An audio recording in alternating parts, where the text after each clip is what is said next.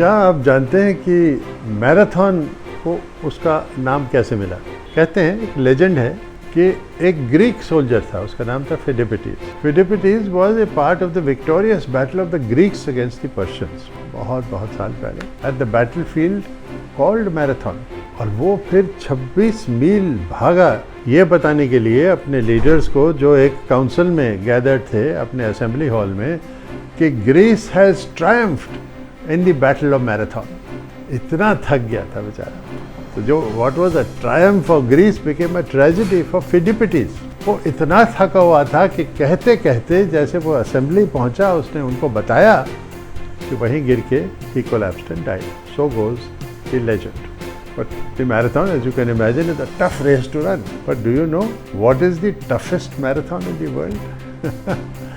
Believe it or not, it is the Everest Marathon.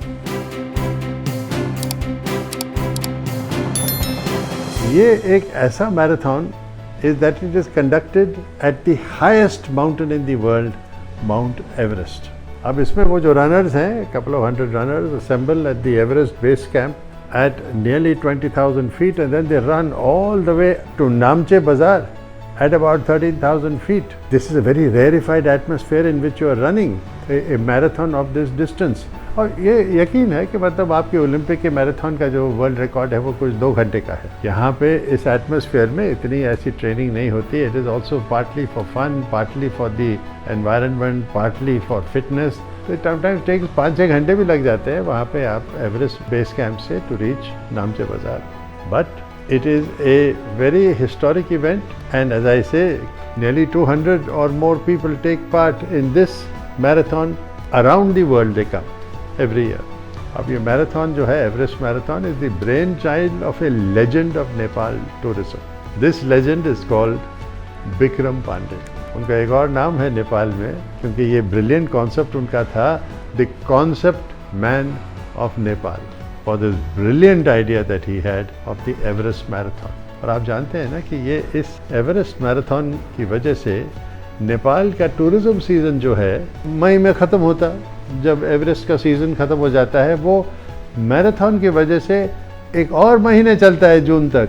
अब मैं आपको ये बताना चाहूँ, I am very proud to know Bikram Pandey ji. Bikram Pandey 40 साल पहले he was the coordinating officer on behalf of Yeti travels of our Everest expedition of 1984, 40 साल पहले. और बिक्रम जी जो थे, as a fan boy of Dev Anand film Guide. Imagine, वो गाइड फिल्म देख के इतने प्रभावित हुए कि he decided to become a guide himself in his own life. And yes, he has remained that true to his vision.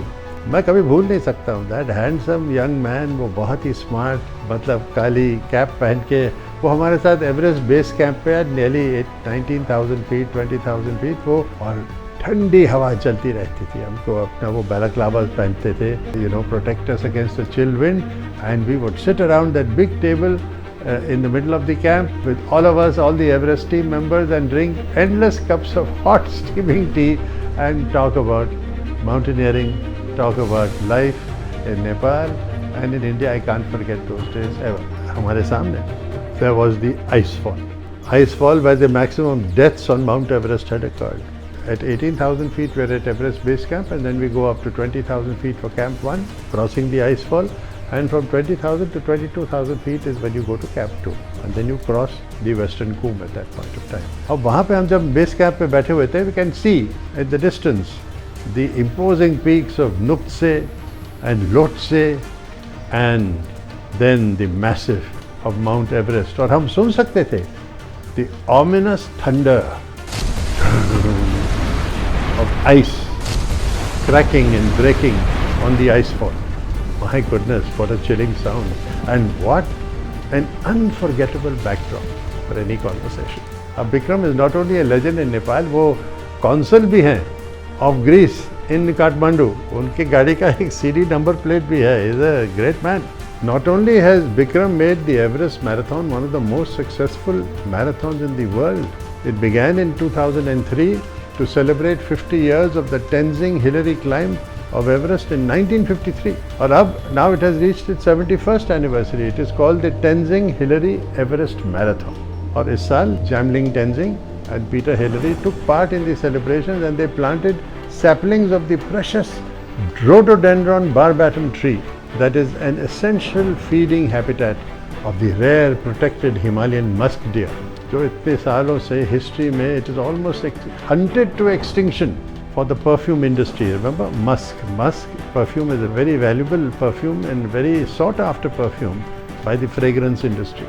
अब rhododendron is also national flower of Nepal और कुछ states of the United States में भी state flower है. भारत में भी 2-3 प्रांतों का state flower है. And because of the marathon, Bikram has been able to draw attention to the critical issues that Everest is facing today. उनमें से climate change है, pressure of population at the highest reaches of the mountain, क्योंकि एक ही समय पे बहुत सारे लोग एवरेस्ट के समय पे क्लाइम कर रहे हैं, बहुत सारे हेलीकॉप्टर लैंड कर रहे हैं, टेक ऑफ कर रहे हैं एवरेस्ट बेस कैंप पे भी और अलग अलग पॉइंट्स ऑफ एवरेस्ट ऑल्सो, 1 पे भी 2 पे भी.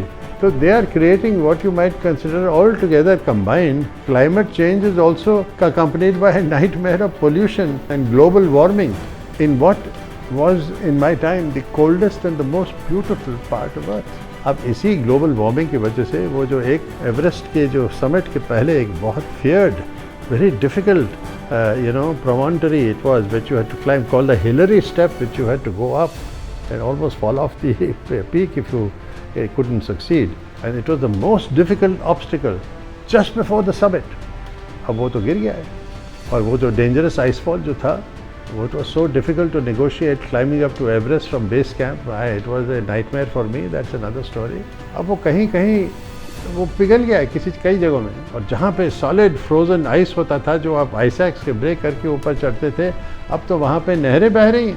अब तो आपको you have to wade through it. अभी आप आइस एक्स से कोई फ़ायदा नहीं है. So Everest as we know it may well become a black and lifeless rock. ये शायद बहुत ही एग्जैजरेटेड पिक्चर है, लेकिन अगर हम उसको रेगुलेट नहीं करेंगे क्लाइंबिंग को, और अगर विक्रम जैसे लोग नहीं हो जो एनवायरनमेंट कि save the environment, save the Himalayas को प्रोपगेट ना करें, if sufficient amount of rhododendron trees were not planted on the slopes of the Himalayas, they would become bare.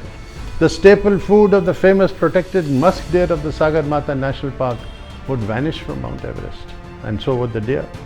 Bikram ji jo hai, they would like to appeal to you, to all those who have an environmental conscience and a desire to save Mount Everest.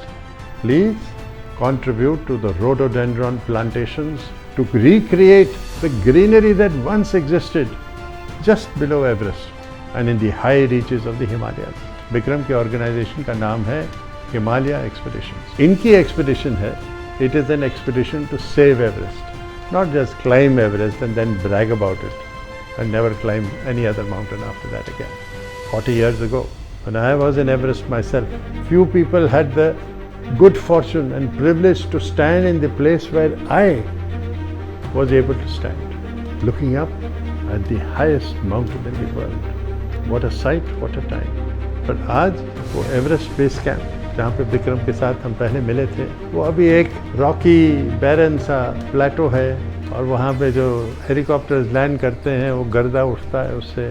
Unlike हमारे time में जो snow था फैला हुआ पूरे area में, side में base camp के नदियाँ भी चलती थी, और मुझे याद है आइस का पानी था तो उस वक्त नीचे लोअर रीचेस पे पिघलता था. And I remember when I saw this 40 years ago.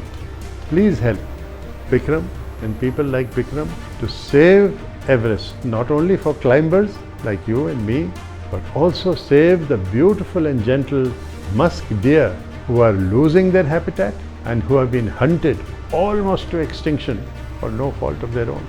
These gentle, dumb creatures who are dying.